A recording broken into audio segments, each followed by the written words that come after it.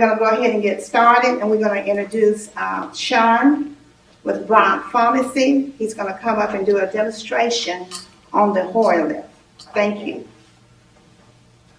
Hey everybody, my name is Sean Cornane. I work with Bryant Pharmacy and Rehab right here in Anderson, right down here on North Main Street. Just to kind of give you a little background about what I've done in the industry, the home care industry. I started back in 1989. So I've in and out of the industry for 25 years plus. I've been in and out of people's homes, dealing with all types of equipment, from hospital beds, walkers, wheelchairs, patient lifts, power wheelchairs, vehicle lifts, you name it. I've pretty much had my hands in it. So, and how many of you? Let me ask a few questions. How many of you are brand new to this industry right now, or have? So everybody's been kind of doing this for a little while. Okay, so. So you are very familiar with, or somewhat familiar with kind of what you see in the home as far as equipment. Probably not always been taught or well versed in some of the equipment.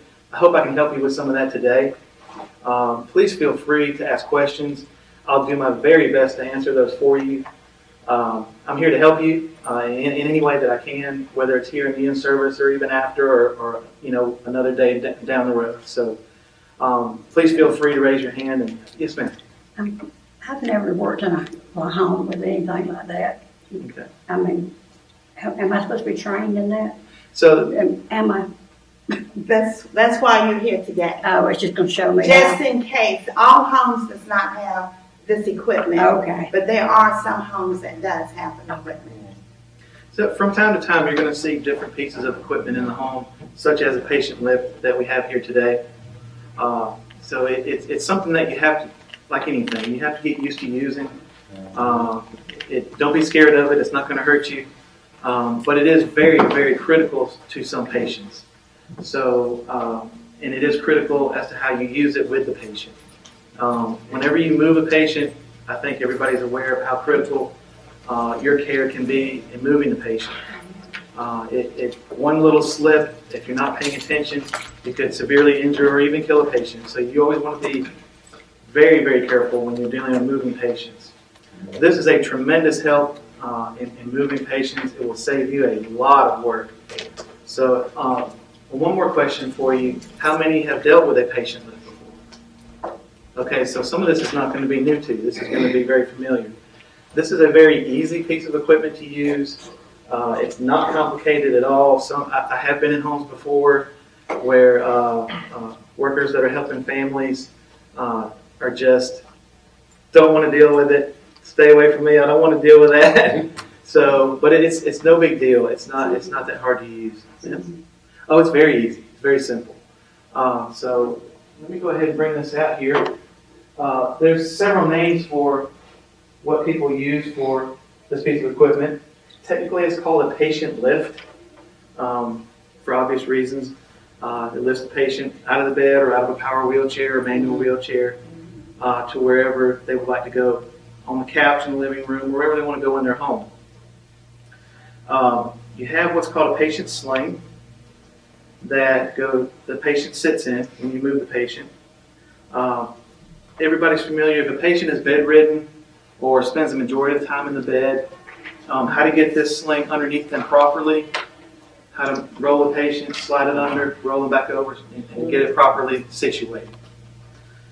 Now, once that is done, these patient slings, if you'll notice, are color-coded. Can everybody see that? Now, another thing that you'll notice, we'll get back to that in just 1 minute. You'll notice that another feature of the patient sling, it has what's called a commode opening or buttocks opening.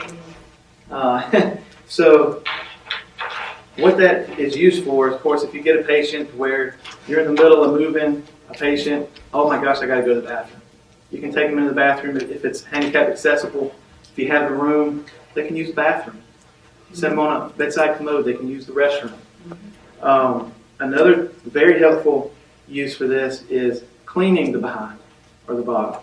You can actually do a really good job of cleaning the bottom if you have to do that. So that is a very important, very great feature when it comes to the patient sling.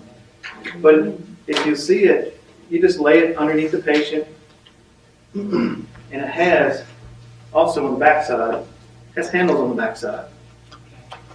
Okay, we'll get to that in just a few minutes also. Now, what you want to do is, once you get the patient on the sling, is you want to move the lift under the bed or around the power wheelchair or manual wheelchair, wherever they are. And then you want to hook the loops to the rings up here on the arm. Now, once you're familiar with the patient's height, which has to do with these color-coded hooks on the sling, or bands on the sling, you'll have an understanding of, once you use it for that particular patient a couple of times, where it's a good fit for them sitting in the sling. You don't want their knees all the way up to their chest when they're sitting in the sling. You don't want them leaning too far forward while they're sitting in the sling, where they might fall out of it. But you do want them in a good, safe sitting position in the sling. And you'll learn to adjust this appropriately a few times when you use it. The first couple of times it's going to be a little awkward with that new patient because you don't really know how they're going to fit in the sling. So it's going to take a couple of times to get familiar with it. So I'm going to sit in here and kind of give you a visual idea of what it looks like when a patient, for those of you who haven't seen it, what it should look like when the patient is sitting in the sling. Now, this is okay for me. I'm kind of in a tilted sitting position. I'm not going to fall out of it. I'm not going to lean side to side. I can grab a hold here to feel safe.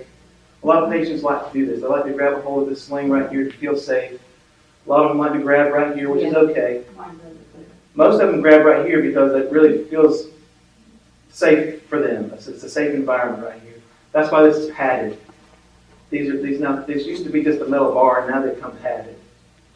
So this is kind of what you're looking for right here. Kind of gives them a little stability for their head, so their head's not leaning way back, looking at the ceiling, so they can look forward and see what's going on. So this is kind of what you're looking for when the patient is in the sling on the lift. Any questions so far while I'm sitting here? Now, the difficult thing for someone like myself is getting out of the sling while I'm sitting in here. You see how secure a patient can be once they get in the sling. It's hard for them to fall out, or if they have spastic conditions or something like that they might, shake or quiver or something like that. It might cause them to lean, or you'll see that a lot. That happens a lot too. But that's kind of the basic position you want them in to feel safe. That's the main thing, and you want them, of course, to be safe. Now, very important for the patient lift. Here's the hydraulic chamber that moves the lift up and down. Here's the handle that pumps that chamber. Okay. Now, this chamber will not move up or stay up unless this little knob right here is engaged. You see how this is called the release lever. All right. Use the release lever to lower the patient down into the bed or in the wheelchair or wherever or in the shower or in the bathtub, wherever they need to be. And then you can lock that up, and it's ready to raise the lift again. If you forget to lock that down, it's just not going to come up. Okay? But very, very critical and very important to understand and remember, while the patient is you're using the lift with the patient in the sling, make sure this is locked. You don't want to be moving a patient around tile floors, something that's not, cushioned carpet or with padding, and this starts to slip with a 150-pound patient and a 200-pound patient in it. It's going to go down fast, and you're going to end up in a situation that you don't want to be in. So make sure that this lever is locked while the patient is in the sling and you're transporting the patient. Any questions so far? Okay. Now, for those patients that sit in power wheelchairs or seat lift chairs in the living rooms, in the kitchens or wherever, these legs can adjust out with this handle right here. You can swing that around and it will open these legs up so you can go around the power wheelchair or any type of chair. Okay? Then once you get the patient out, close it back in. Okay? Very simple, very easy to use. And another thing I will caution, I can't caution safety enough. Don't take this piece of equipment for granted. It can be very, very helpful and very useful for you and the patient, but it can be very dangerous at the same time if you're not paying attention. I had share a story with you. I had a patient up in Landrum. He was a 27-year-old cerebral palsy patient where he just could not control sitting up straight. And his mom was having problems with his patient sling, with him falling through the side, and she just could not keep him in there. So what we did was we researched and found a chest strap that she's going to sew on the back of the sling to come around and keep him stable and upright while she's moving. So you're going to run across all types of situations, that call for some type of adaptive change or something that maybe we can try to help. We'll try to help you do anything to help the patient and to help make your job easier. So when it comes to a patient lift, like I said, very simple, very easy concept, but it's very critical that you understand and pay attention when you're using a patient lift, that safety first for the patient and yourself, because it can get hairy pretty quick if you're not paying attention. So that's a basic understanding of a patient lift. A lot of patient lifts come with locking wheels. This particular model does not have locking wheels. They have little locks on the wheels you can step on and lock the wheels in place. Some homes will have helpers that have two people there to help, and then some you're going to be by yourself. So if you ever order a patient lift, I suggest getting one with locking wheels if you can. That will really help keep the lift from sliding on a floor that's not carpeted or slipping out from underneath the patient. But it's balanced where it can really help the patient a lot, help you guys move the patient pretty quickly. Any questions? Yes, ma'am. I had a patient that was 300 plus pounds. Okay. And my question is, to get him off, I took him off the bed to get him into his power chair. I had to swing him to where his legs were straddling the hydraulic lift. And that was real difficult. How do you do that safely without banging the patient's leg on that lift? Because I had a bad. It's a delicate balancing act. It really is, because you get all types of sizes and weights of patients, and everybody's different. So you really have to treat each situation differently. This thing will move in all different types of ways to try to help you. If you get a patient that large, I would suggest getting someone to help you with that patient, because they can be, big long legs, big long arms. They're probably a lot taller than most people. One leg was swollen. Yeah. So it's a. Swing him out, to swing him and get his legs strapping to that, so I can sit him on. It's very difficult. It is very So I difficult. was gonna ask you, how do I do it safely? Yeah. If you're going to go into a power wheelchair, I would suggest sliding the legs out as wide as you can, On the portable toilet. and having him face this way, and then that way, or face that way, and then you can try to. That's what I'm saying. How do I get his legs? I put my hand up into the back of the sling like this and grab the side of the sling and I put it up and back. But I see it's still up. Yeah, it's like I said, when you have this type of mechanism in the way, the pump here, it can get kind of difficult. That's why with a patient that large, I would suggest get someone to help, maybe pull on the backside with the handles back here. Kind of pull on the backside while you position the legs. That would be a great help, but it's really the If patient. you're that- alone, you know, Mary, That's right. we'll get to that later on, after the training. okay, well, you said my question, that's. Yeah, that's fine. That's fine. Any questions would be greatly appreciated. I'm trying to think of anything else here. Oh, the slings. Slings come in all different sizes, from extra small to extra large. I've seen slings that can be dry cleaned. I've seen slings that are machine washable.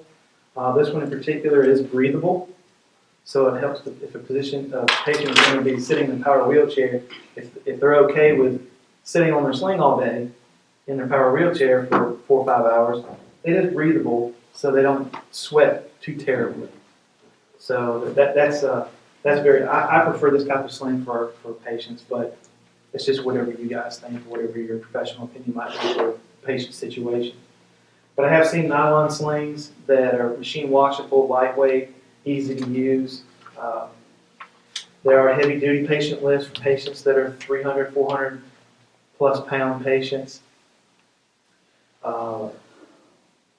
That I have seen slings in patients that have such trouble that you have to crisscross the front sometimes, just to try to keep them stable. But that's very rare that a patient moves that much. Most patients are pretty stable in the lift and in the sling. We just suggest the basic setup like this right here. It works really well. And I think that's pretty much it. It's a very easy piece of equipment, very basic. But again, before I finish, I just want to stress safety, and really, if you're not paying attention, if one of these little hooks is not on this bar correctly, it could be disaster, especially with a 300-pound patient.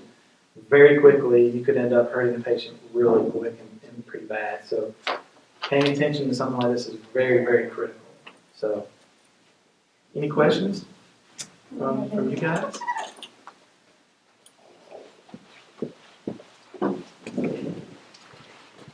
Okay, well, Sean, thank you so much. We certainly do appreciate that demonstration.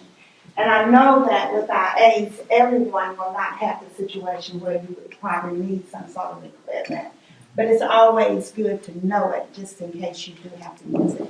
And I will always say, anytime you have any type of new equipment that you're dealing with your patients, please call the office to make sure that you know how to do it, or if you have any questions, okay? Sean, again, thank you. Let's give Thank you so much, Sean. All right. We can help you do anything, just let us know. We're glad to help. Okay.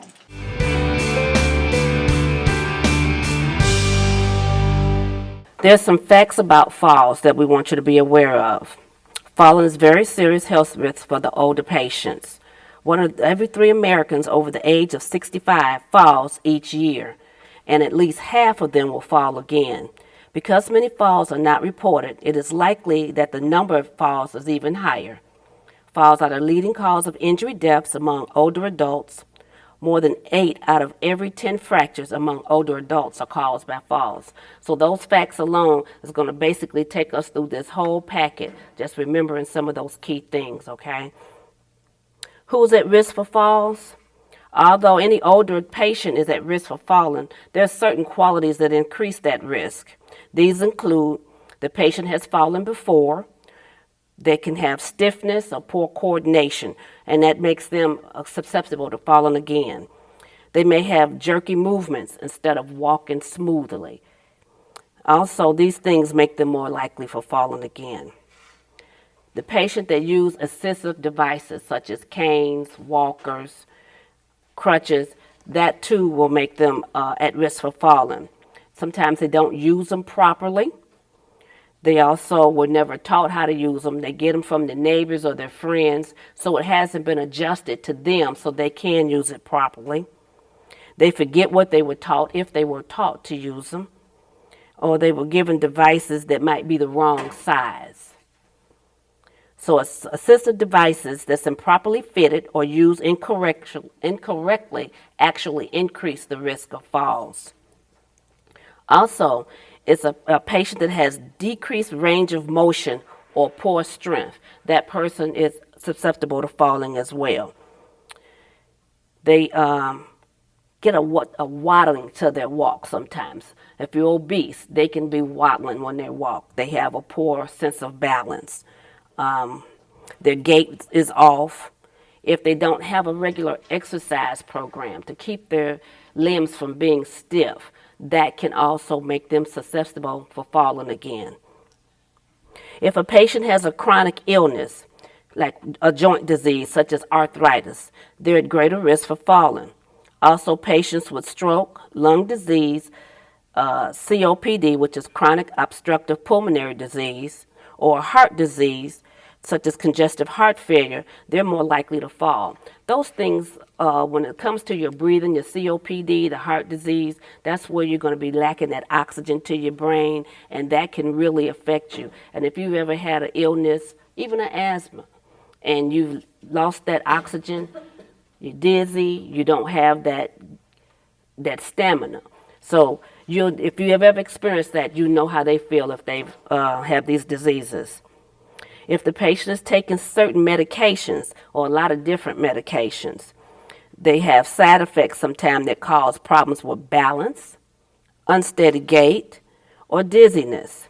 Most medicines for hypertension, which is your high blood pressure, your diabetes, your congestive heart failure, your heart diseases, depression and anxiety, and sleep disturbances. So we do have a lot of our clients, especially if they're older, that experience depression, those that have the congestive heart failure, those that have the diabetes, and even the hypertension. So you really got to be mindful of when they're taking that medication, how that medication affects them, to give you an idea of, to get ahead of what could possibly be a problem, okay? If the person has urinary urgency or incontinence, sometimes they're in a hurry trying to get to that bathroom, and they're not thinking about the safe way. They're just thinking about, let me get to the bathroom. That urgency in itself can cause them to lose their balance, trip, and fall. So those are some things that you want to be mindful of. If the patient is into wearing only socks or improper shoes, that in itself is a big problem. Most socks doesn't have that bottom on there to avoid the slipping. So be mindful of that. If you're trying to transfer someone from the bed to the chair or vice versa, make sure they have on some shoes with some solid bottoms that has some gripper, that helps you help them. Because the last thing we don't want the client to get hurt, but we don't want you to get hurt either. So if you're making sure that they have the proper shoes on, then that's half the battle, okay? Also, hazards in the home increase the risk of falls. More than half the falls are in the homes. So we have to be mindful of the floors.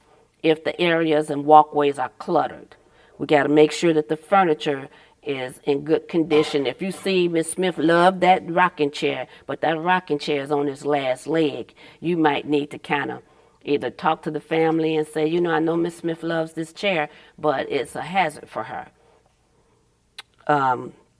Things on the floor, throw rugs, that's a real big one. That's a trip hazard. That's a trip hazard for us who's supposed to be able to walk fine. So think about the elderly client. Papers, magazines on the floor.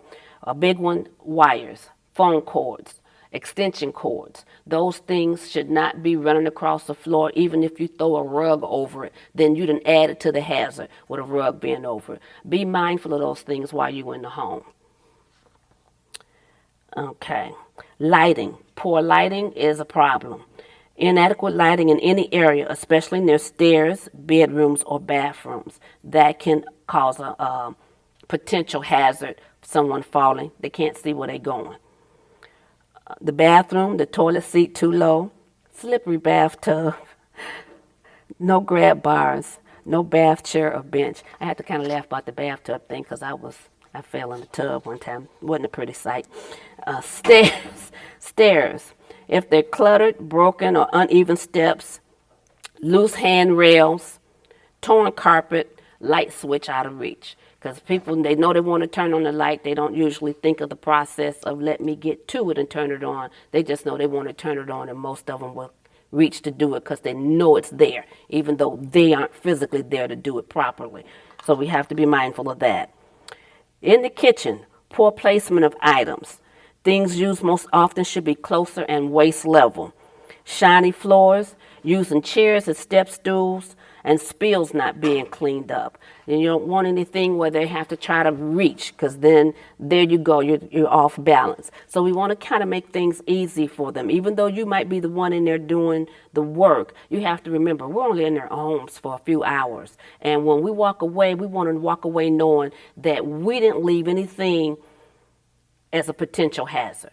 You want to do your part. You want to lay your head down at night and know I did my part. Okay?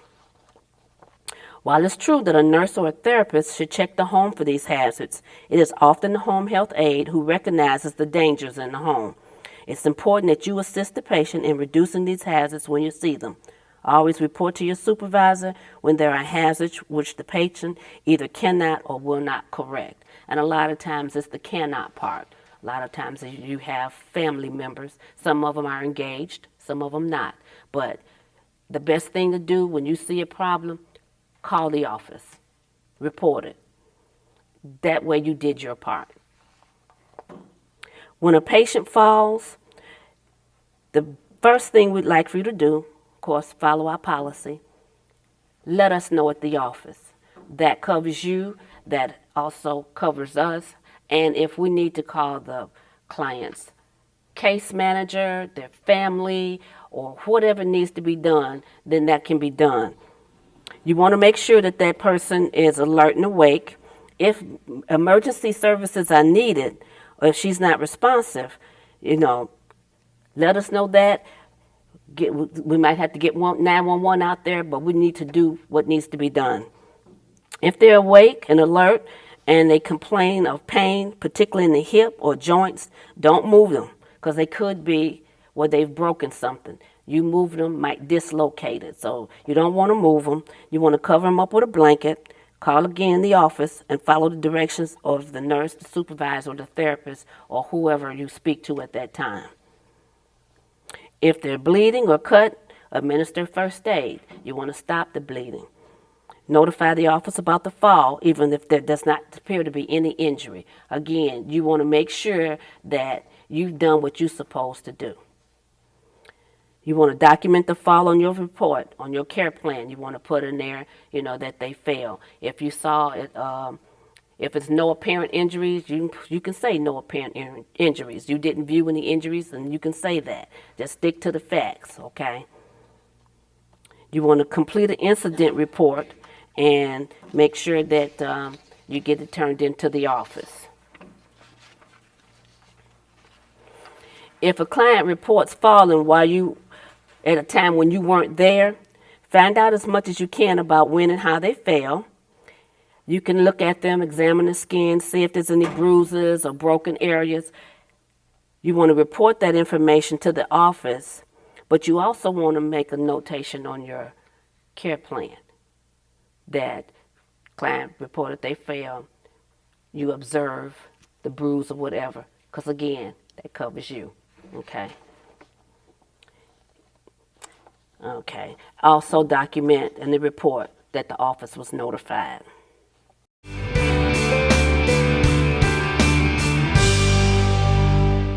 We got some facts here, also some key words that was related to skin breakdown. So I'm going to go through that with you.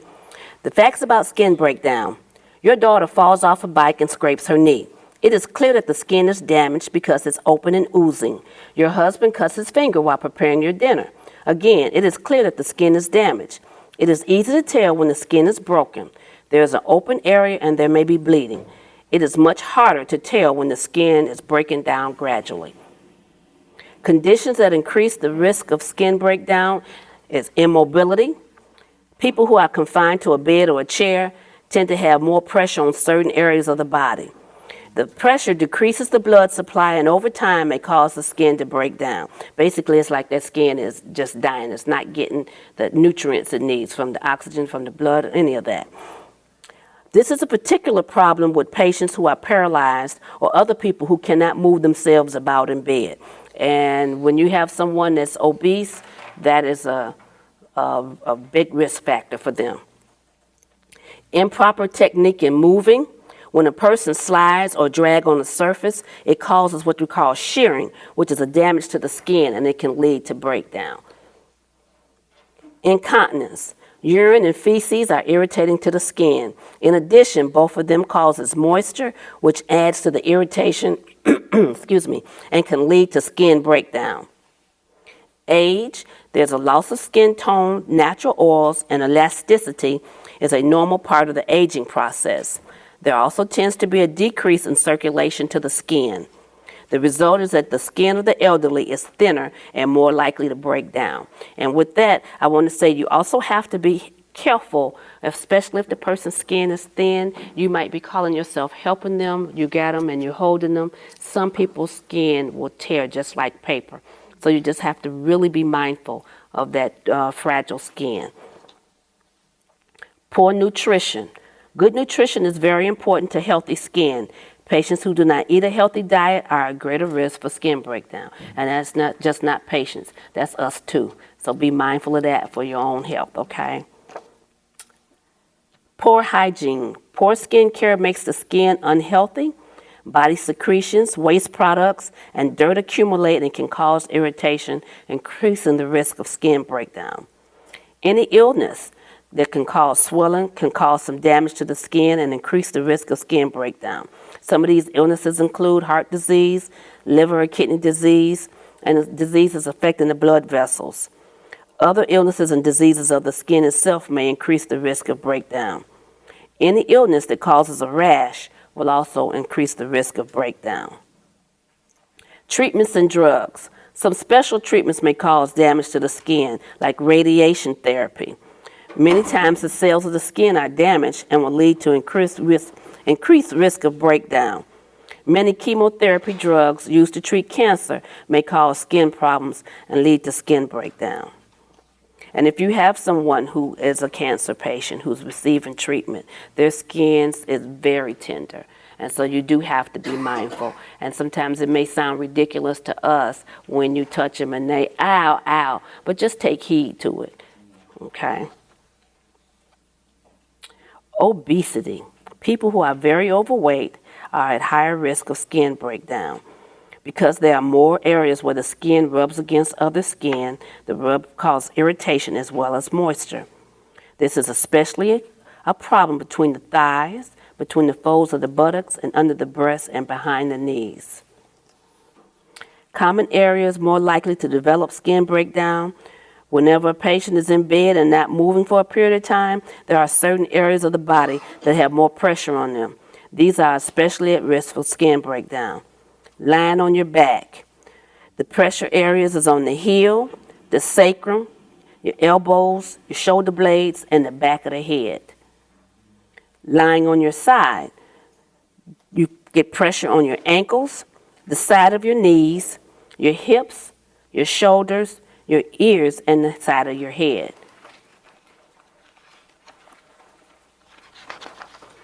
If you're lying on your abdomen, you get pressure on your toes, your knees, your genitals for males, your breasts for women, and the top of your arm where the breastbone meets the upper arm. Sitting on the bed, sitting either propped up or with the head of the bed raised causes more pressure on the sacrum, the tailbone, the heels, and sometimes the elbows.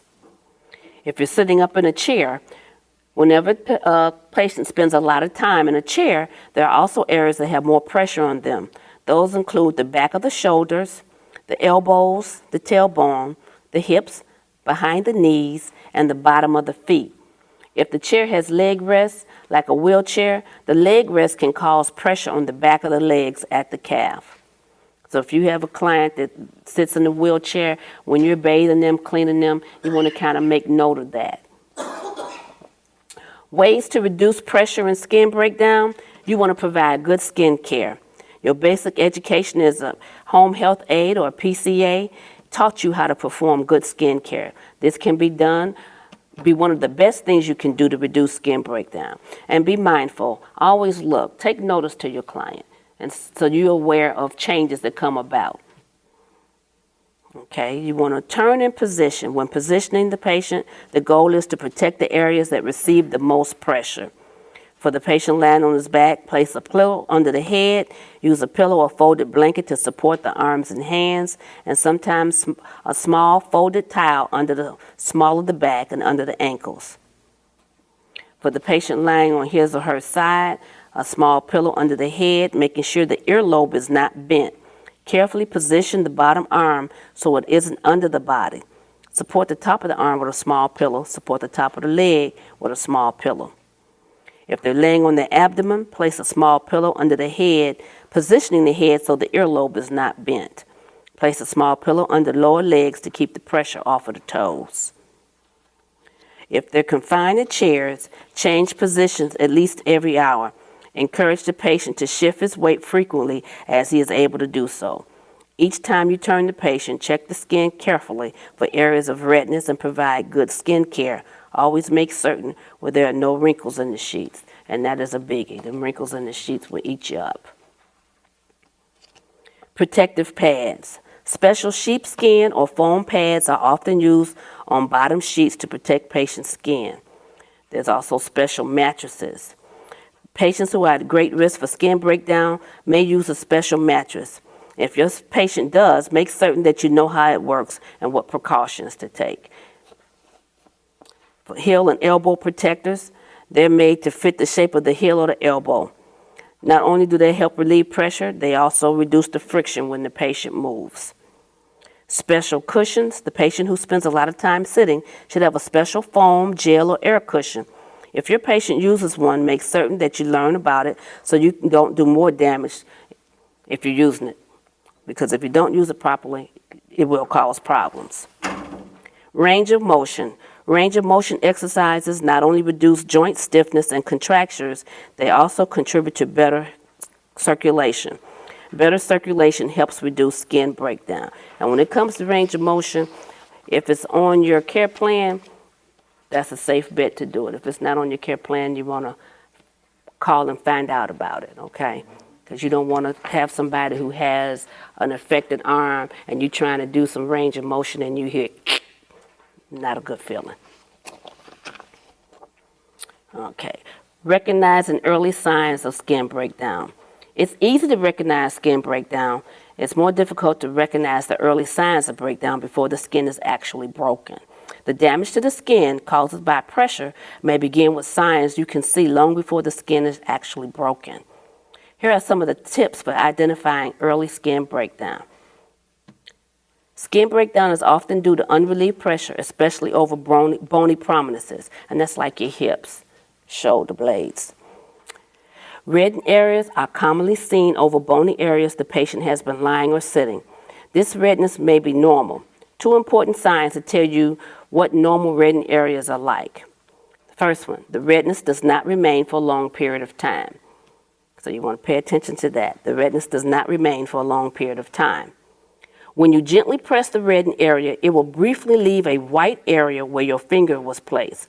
This is known as blanching. Then the color quickly returns. Reddened areas are likely to be abnormal, and early signs of breakdown are different. The area is continuously red in light-skinned patients. In patients with darker skin tones, the areas may have a blue or purple discoloration. There may be a change in the skin temperature of the area, either warmth or coolness. The skin over and around the area may feel firm or boggy, and boggy is kind of like a mushy feel to your hand, okay? The patient may feel pain or itching. If the abnormal areas are not treated at this point, the damage to the skin will continue to increase and the patient will develop an open ulcer. The underlying damage to the skin can be very serious before the skin actually breaks open, and once it does, the ulcer may be deep and very difficult to heal. Remember these important points. Learn the conditions that can increase the risk of skin breakdown. Follow good skin care techniques. You've been taught that. Report to the supervisor if you find the patient wet on frequent basis. Foley catheters should not leak, so if you have a patient with a leaking catheter, inform the supervisor. Learn how to use properly all preventive devices the patient may have. For example, if the patient is on a special mattress, do not adjust the firmness. Notify the supervisor if you believe the family or others have changed the settings. Do not put a lot of padding under the patient if he or she is on a special mattress. Doing so may reduce the effect of the mattress. Report to the supervisor if the patient is not compliant in using special equipment. Carefully check the skin for early signs of damage due to pressure and report any findings of abnormal skin. Report to the supervisor if the patient refuses to turn or reposition. Never massage or apply heat or cold to a reddened area unless you have been specifically assigned to do so. These actions may cause increased damage to the skin. And document all findings on the report sheet. Note anything you reported and to whom the report was made. So anything that you report to the office, you make sure you document.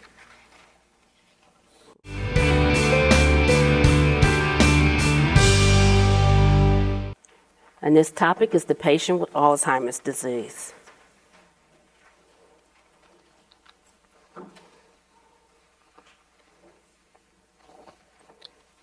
And I'm just going to put in a little personal note. This topic is something that's near and dear to my heart because my older sister, who was the golden child of the family, was always a difficult person. And she had a tragedy in her life where she lost someone that she really loved. And from that point, my sister, who I knew, was never again. I mean, her personality and everything had changed. And I knew she was mourning a death. But we eventually found out that she just did a slippery slope and was diagnosed with early vascular dementia. And for a long time, everybody kind of shunned her because it was like, oh, here comes difficult Karen. And we never really knew that it was dementia. And so I say that to say we have to be mindful of the people that we come across, even our family members. We need to peel back the layers. We need to be willing to peel back the layers and try to figure out why. You know, why is she doing this? Instead of getting angry. Because that's not helping the situation. When you get angry, you heighten their level of confusion. And so, I just wanted to bring out that note because I remember being a guilty person. Talk from someone who I made it a point to talk to, because she lived out of town, at least 2 or 3 times a month. I had to give it one day that I could deal with her, and I never knew that there was something clinically going on with her. And then when you lose that person, you can't get it back. You can't bring them back. You can stand in the middle of the floor and say, I'm sorry, and it doesn't help. So I just wanted to, bring that out while we were talking. Thank y'all for listening to that. The facts about Alzheimer's disease. Alzheimer's disease is a progressive, degenerative disease of the brain that causes a steady decline in memory and other brain functions.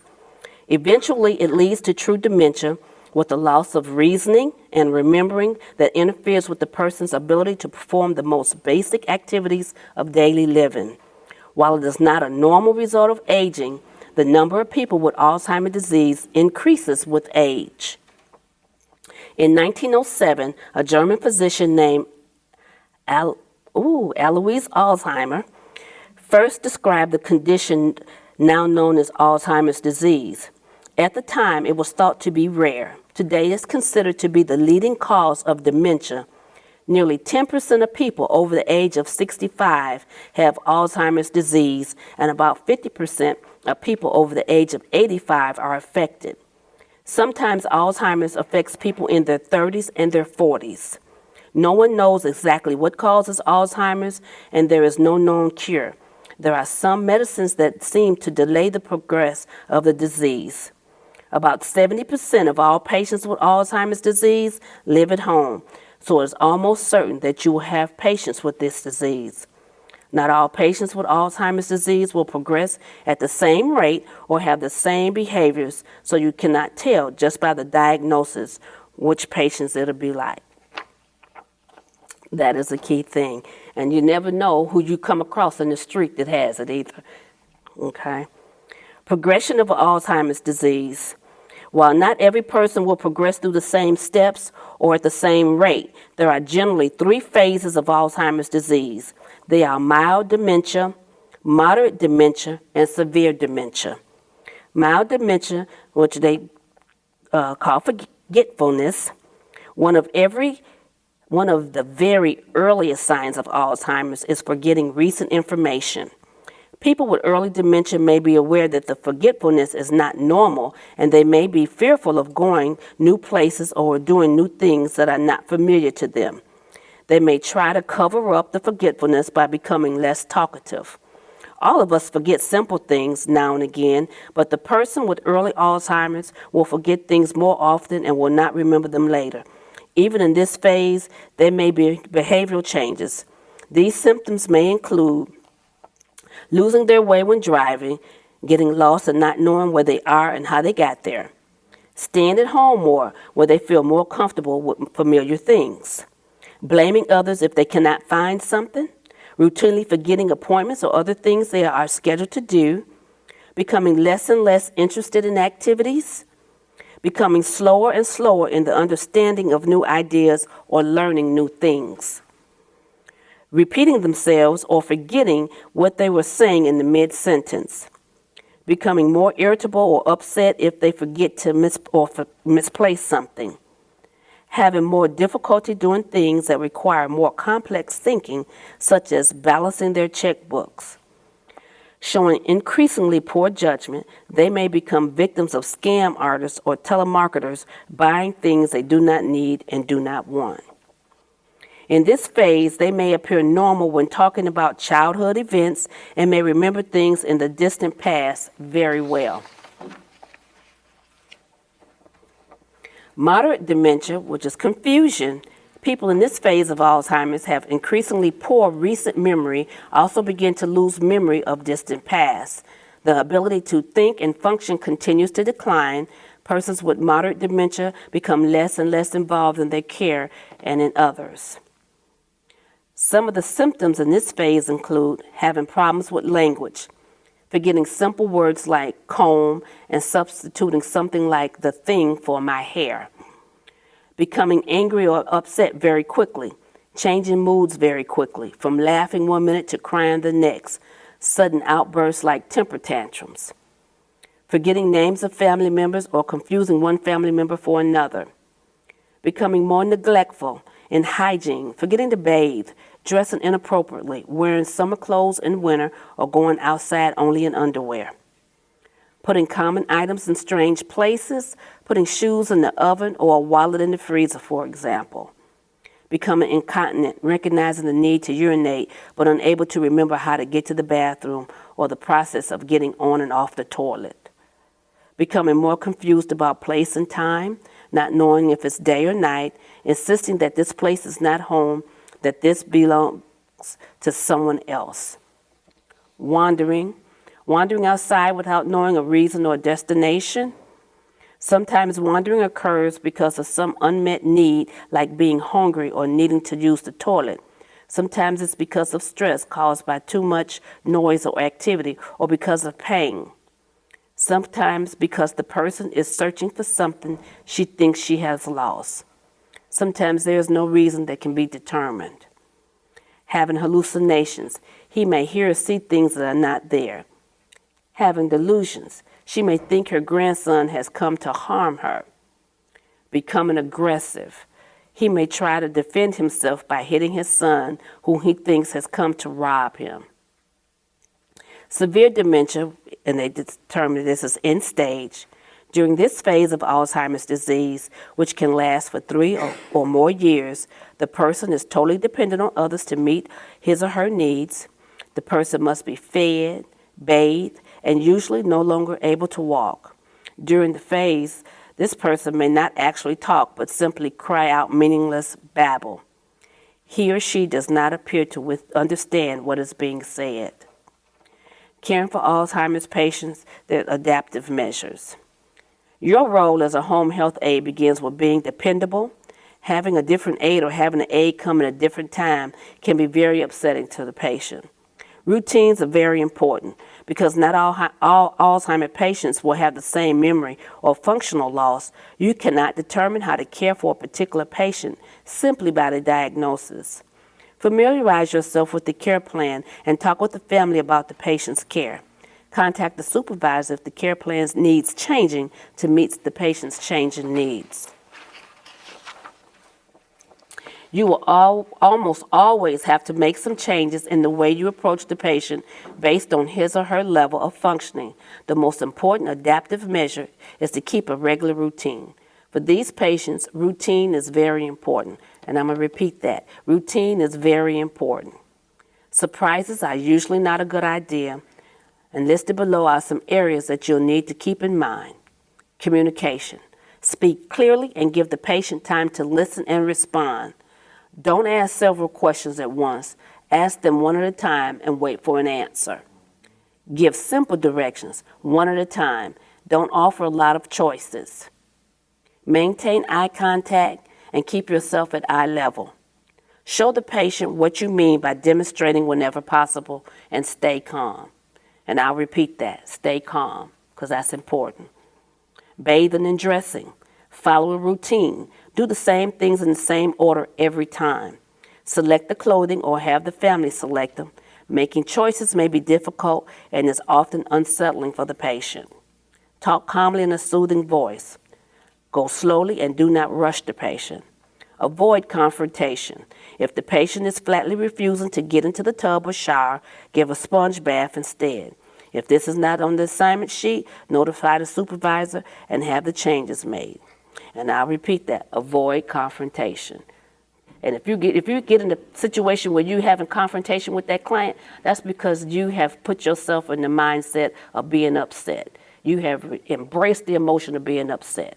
And that is a sure waste of time, because that's not what you're in the home for. You in that home to help that client. And getting upset is only making the situation worse. Outbursts and aggressive behavior. Learn from caregivers and past history. If the cause of past aggressive behavior is known, try to avoid those actions. Carefully observe patients for signs of increasing stress. Plan ahead what sort of distractions might work if the patient shows aggressive behavior. Keep distractions to a minimum. For example, do not have the radio or the television on at a loud volume. Avoid lighting that is too bright or too dim. Don't change the routine. Don't talk too much or try to do more than one thing at a time. When the patient seems to be upset, speak slowly in a non-irritated and non-threatening way. For example, if the patient accuses you of stealing his watch, don't joke or lease about it or deny taking it. Say something like, "You are worried about your watch. Let's see if we can find it." Try to distract the patient. Ask if he wants to sit in the rocking chair for a while or take a short walk in the house. Sometimes a favorite snack can be distracting. If the patient strikes out at you, move back or to the side. Do not move toward the patient. Allow body space so the patient does not feel trapped. Do not lift your arms or suggest that you might strike at the person. Keep eye contact and use clear, calming words. Do not argue with the patient. Stay calm. I'll repeat, do not argue with the patient. Stay calm. Do not take accusations, outbursts, or aggressions personally. Delusions and hallucinations. Don't tell patients they're just imagining things. Respond by saying something like, "That must be difficult for you." Maintain a soothing voice and eye contact. Change the subject or distract the patient if possible.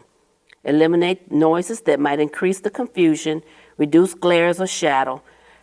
Check the placement of mirrors or reflective glass, since they can also be confusing. Wandering. Walk with the patient or assist with ambulation or exercises according to the assignment sheet. Remove such things as hats and coats from sight, since these may suggest to the patient it is time to leave.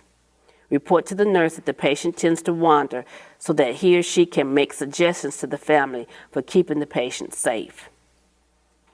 Make certain that the family caregivers are aware that you are leaving so they will know they need to watch the patient. Caring for Alzheimer's patients can be stressful for you as well as for the family. It is important that you accept the family as well as the patient. You may want to suggest to the caregiver that he or she should relax while you are there. Encourage the family to use that time to do something for themselves instead of helping you. Be aware of your own stress level. If you find that taking care of a certain person is becoming too hard for you, talk it over with your supervisor. And of course, we have a case study dealing with Alzheimer's disease. Carl is a home health aide who is making his first visit to Mr. Jackson. He arrives at the home 20 minutes late. Carl is 6 feet tall and very muscular. Mr. Jackson is a frail 76-year-old man who has had Alzheimer's disease for 6 years. His wife takes care of him. Mr. Jackson has a history of aggressive behavior when he becomes overwhelmed. When Carl comes into the room, Mr. Jackson looks threatened and says, "What are you doing here? Get out." Carl walks right up to the chair and leans over Mr. Jackson and says, "I'm here to give you a bath." Before Mr. Jackson can say anything, Carl says, "Let's get going. I'm ready. I'm already behind." Ms. Jackson hands Carl the home folder, but Carl brushes it aside without looking at it, saying, "I've dealt with a lot of people like this. I don't need to read that." The care plan states that running water upsets Mr. Jackson and instructs the aide to fill the bathtub before taking him into the bathroom. Carl gruffly tells Mr. Jackson to come with him and assist him to the toilet. While Mr. Jackson is on the toilet, Carl starts to run the bath water. Mr. Jackson seems to panic and screams that Carl and the other man hiding in the tub are going to drown him. Carl tells him, "Yeah, right. It's the boogeyman. Come on, there's no one in the bathtub." Mr. Jackson gets up and starts to take a swing at Carl. Carl goes right up to him, puts his arms on Mr. Jackson's shoulders, and pushes him back on the toilet, holding him there. He shouts, "Old man, I'm twice as big as you, so don't pull any of that stuff with me." By this time, Mr. Jackson is extremely agitated and struggling with Carl. It becomes clear that getting him into the tub is out of the question.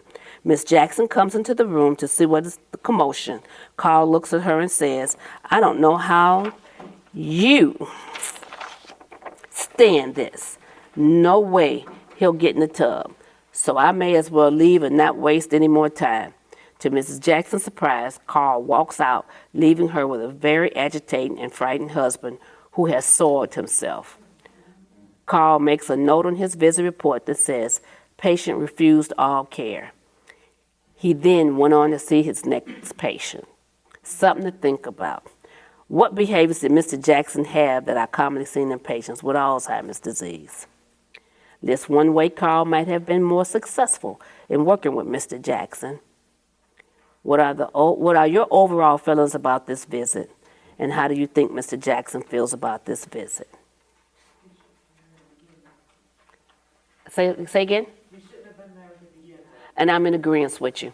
The fact that he was late, and if it didn't say anything about Miss Jackson getting a call from the office to say that the aide was late, that's a big no-no. And which will make me say, if you know you're going to be late, I know a lot of you all have rapport with your clients, and that's a wonderful thing. But you work for the company. If you're going to be late, if you cannot come, any issue, it needs to be directed to the office. It is our responsibility when we agree to take these clients on to make sure that they get their care. And we need to know if you're not going to be there, if you're going to be late, because the person in the office needs to call that client and says, "Hey, Miss So-and-so, Jane called, she's running late."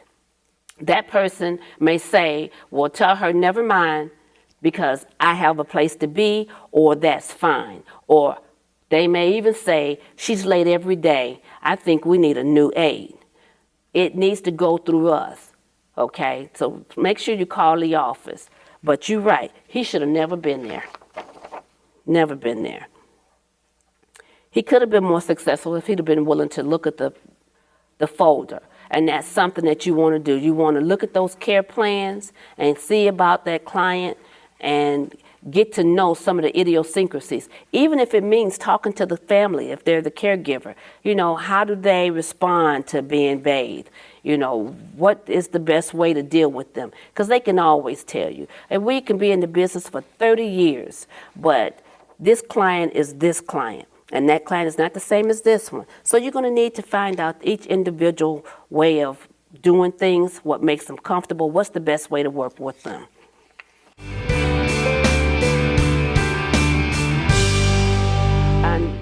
Next, which is our last topic, is patients with colostomies and ileostomies. I don't know, anyone in here have a patient that has any type of an ostomy? You do? Okay, and it's on your care, they got it written out on your care plan? Okay, wonderful. The facts about caring for patients with colostomies and ileostomy. An ostomy is an opening in the body created through surgery.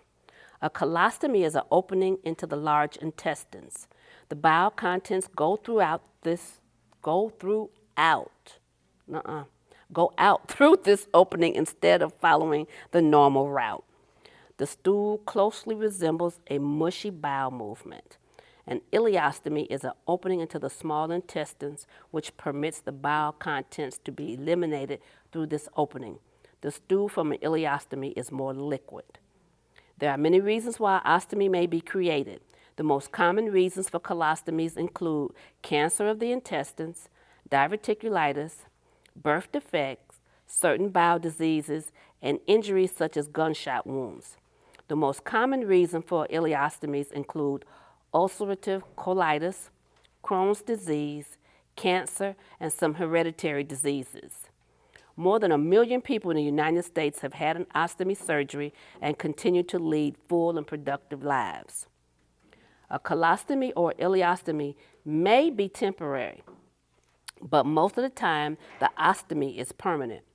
When a temporary colostomy or ileostomy is done, it is usually done to allow the bowel to heal. After the healing, the bowel is reconnected and the person has bowel movements in the normal way. When a permanent colostomy or ileostomy is done, the bowel is usually removed during the surgery. The stoma is the opening itself that connects the bowel to the outside. It is made by bringing a portion of the intestines to the outside and turning it inside out, and then stitching it to the skin. The stoma is moist and bright red. Some people call it a rosebud. Most are round, but some are more irregular. There is no filling in the stoma itself, and because the blood vessels are so very close to the edge, it will bleed easily. The stoma may be swollen right after surgery, but it will become smaller as time passes. The pouch is a bag which collects the bowel contents. It is usually attached to an adhesive wafer that surrounds the stoma.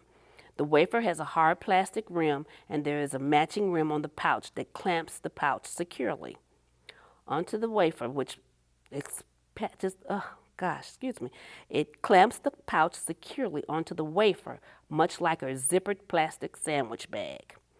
The pouch can be removed, emptied, and replaced without changing the wafer. The wafer is usually changed every 5 to 7 days, although it varies from person to person. A few patients may use a one-piece pouching system. With the one-piece system, the pouch has its own adhesive to connect around the stoma. Pouches may be closed-end or open-ended. Closed-ended pouches are designed for a single use and then are discarded. Open-ended pouches can be drained at the bottom, emptied, and rinsed without having to be removed. When not being opened for emptying, the end of the pouch is folded and secured with a plastic clamp. Regardless of the type of the pouch, it should be emptied when it is 1/3 to 1/2 full. If it becomes too full, it may pull the adhesive or wafer away from the skin and cause leakage. Most people who have a colostomy or ileostomy are independent in taking care of it. However, many of your patients have poor vision or poor memory or other conditions that keep them from being able to completely care for their ostomies. Therefore, there will be times when one of your duties will be to assist with the care of the ostomy. Your attitude and facial expressions are very important. You must be careful not to make the patient feel uncomfortable. Encourage the patient to assist as much as possible. What must be reported to a nurse? There may be specific information listed on your assignment sheet related to reporting to the nurse. There are certain things you should report even if they are not specifically listed. They include the following: swelling or excessive bleeding from the stoma, irritated or weeping skin around the stoma, pain or discomfort from the ostomy, change in the consistency of the stool, abdominal cramps and or bloating, fears and questions the patient may have. Important things to know about life with an ostomy. Bathing. Most people can bathe or shower as before after the ostomy is healed. Some people prefer to bathe or shower with the appliance on. Others prefer to have it off. Exercise. Except as limited by illness, people with ostomies can exercise and participate in most sports. Heavy weightlifting is usually not a good idea, and some contact sports can damage the stoma. However, there is special equipment available if the sport is very important to the person. There has been at least one professional football player with an ostomy. Sexuality and social life. Most people with ostomies can have normal sex activities. There are even special filmy, lacy pouch covers for women. Travel is not limited, although it may take a little more organization and planning. Clothing. There is no need for special clothing because of an ostomy. It is the same person as before. There is nothing really different about the person with an ostomy except for the way his or her bowels function. There is an important thing to keep in mind. It does take time for adjustment, longer for some people than others. Be patient, supportive, and understanding.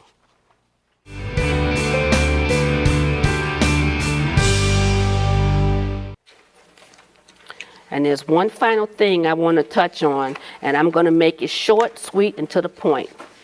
HIPAA.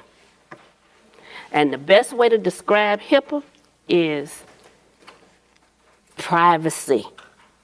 The patient's privacy. Do not discuss the clients on your phone to your family members. Do not discuss Miss Jane with your new client, Mr. Tom. Privacy. You're not to bring your phone in the home and talk about anybody. You're not to bring your family members in, because at that point, once you brought your family members in, you have just invaded their privacy. It is nobody's business, and the last thing you want is a HIPAA violation. Your care plans, patients' names, even in our offices, we shouldn't have anybody looking at our computer screens if it gives pertinent information, names, addresses, birth dates, social security numbers, any identifying factors. If we let someone see that, we violated someone's HIPAA rights. And we don't want to do that. Do we want anybody to do that to us? No. We would have a fit. So when we're out there in our work sites, out there in the streets, before you open your mouth, think about, would I want somebody to say this about me, or how would I feel if I knew someone was out there discussing my situation? You know, it's a privilege to be able to go into these people's homes and work for them and to do for them. And we can only hope that if our time comes, that if we need some help, someone would come and help us. But would I want somebody to come in and treat me like I treated them when I know I wasn't right? No. We gotta be mindful of the Privacy Act. You know, it's much deeper than this. Its creation was much deeper than keeping these people's business private. It's much bigger than that. But for us, that is the main point. Maintaining the person's privacy. And I wanted to let y'all know that and to ask any questions.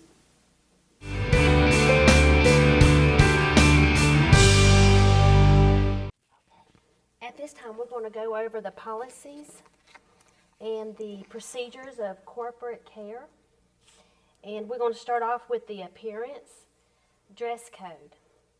And everybody knows what the dress code is. We say it all the time in the office when you come in.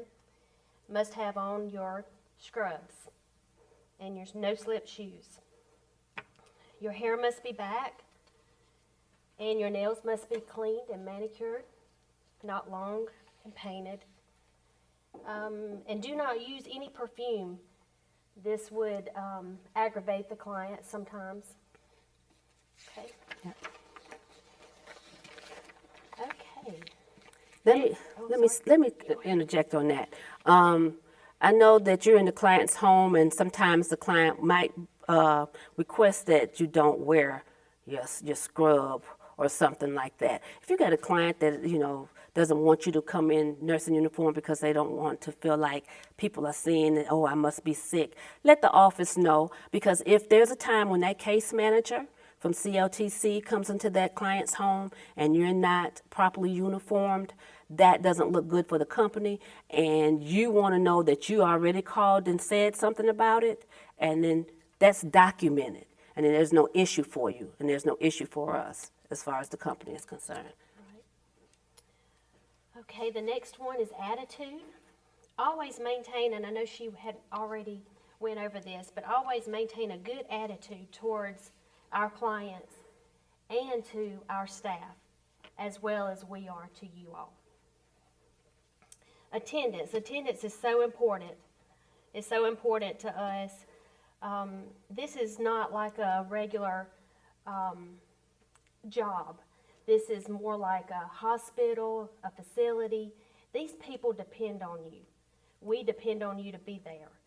So attendance is very important. Absences, tardiness, leaving early, of course, is not acceptable. Being employed with corporate care is no different, like I said, than being in any other medical facilities.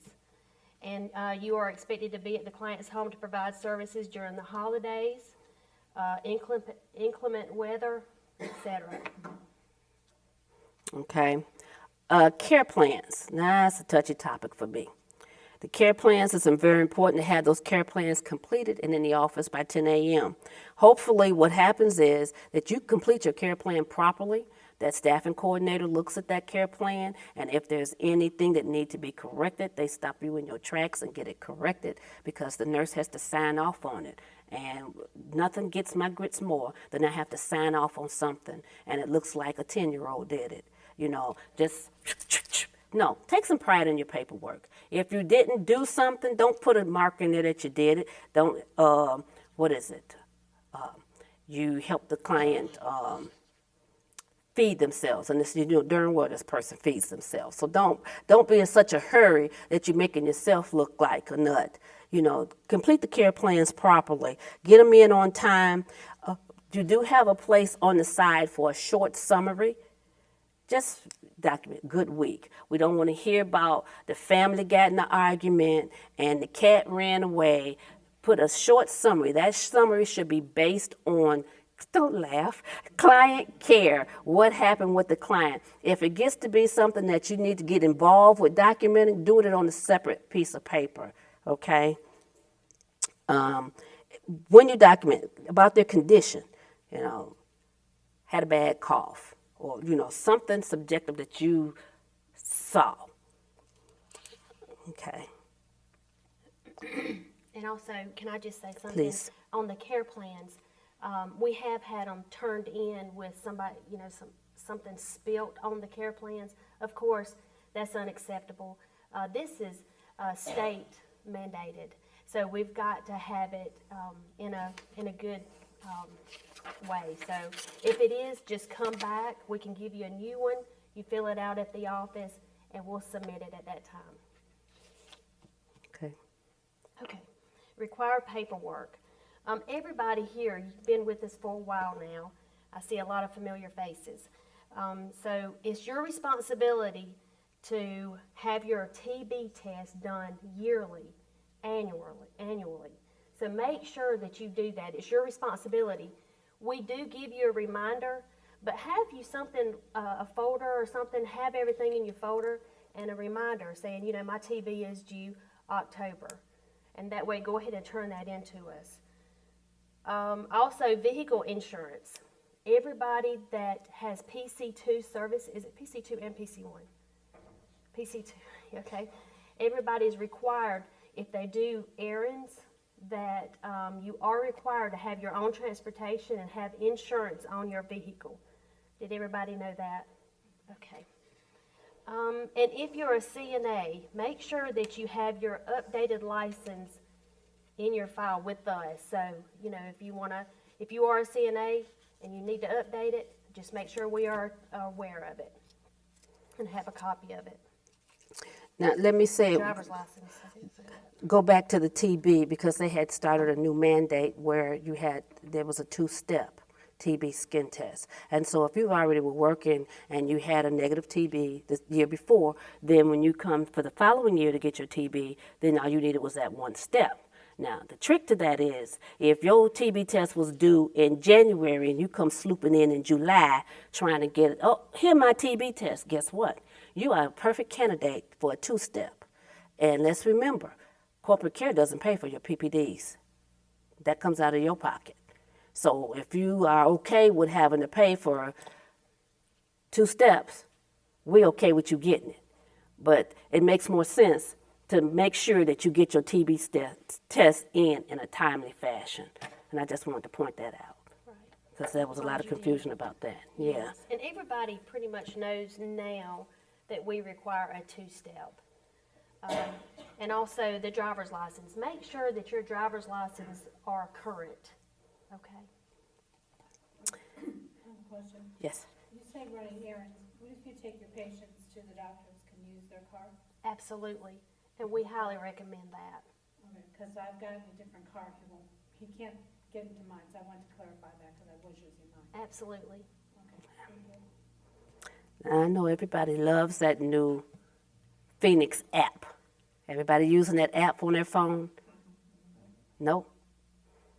Okay. Well, A right show of hands. okay. Yeah. And it's one of the things, as long as your client has a landline phone, then it's okay not to have the app. But if you ever get a client that does not have a landline phone and all they have is a cell phone, that's going to pose a problem for you. You're going to need to get that app and have it downloaded on your phone. And I've been using it for a couple of years, and I really like using it, because sometimes you go to use a client's phone and they're not very nice looking, kind of nasty. You want to hold it out like this. But I enjoy the fact that I can take my phone out, bit, bit, bit, boom, boom, and get it, you know. So for those that do use it, if you have a problem and you can't clock in, sometimes you have to come all the way out of it and go back in from the beginning as if you just starting your day. If you still have a problem with it and with any kind of clock in, whether it's via the phone or the app, you immediately call the office so they know that you're having a problem, and they can have documentation of you being there, as well as if you have a problem trying to clock out, because you want to get paid. Nobody is working for free these days, okay? Yeah, you don't want to wait till you completed the service until saying, oh yeah, and I couldn't clock in either. So you want to make sure you get that information out there.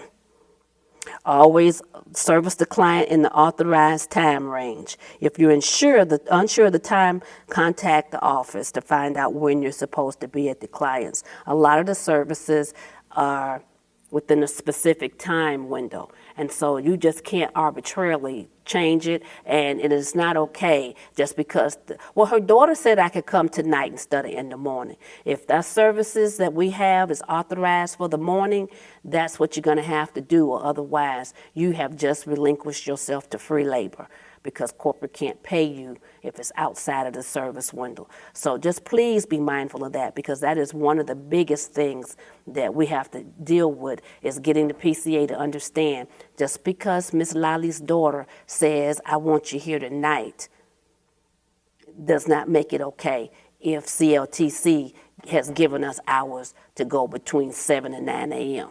Yes, ma'am. I have 3 clients. Mm-hmm. The same day. They're all kind of around the same time. So I'm not going to hit all of them at the same time. And some of them may have a doctor's appointment, which may push me back from the other ones. Is that going to be a problem for me? You always want to give us notice. Yeah, If you know it, Linda already knows. and you do, yeah, Natalie, you do, and I'm sure. And Terenda or myself will make sure that we talk with that case manager and get that time at a different time. But that's the key is communication. So make sure you communicate with us, and we can help you all to get that situated. Yeah, because the biggest thing is, you know, we don't expect you to work for nothing, but if you tell us what's going on, and then we can work on that end of making sure the allowances are made so you can get paid for doing what you did, okay? Because they will get funny sometimes, and when something gets rejected, it's not because we're rejecting, it's because CLTC is saying, nope, no can do, wrong hours.